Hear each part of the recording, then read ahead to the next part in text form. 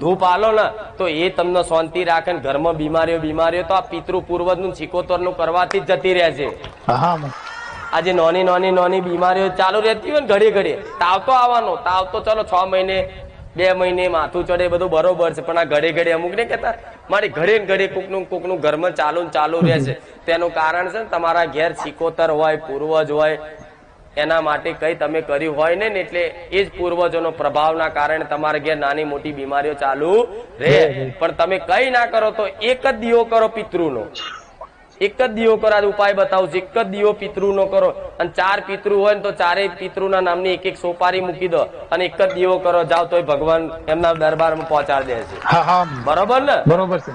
સિકોતર હોય તો સિકોતર નો એક દીવો કરો, પણ 4 સિકોતર હોય તમને ખબર હોય કે આ તો એની સોપારી મેળ દો.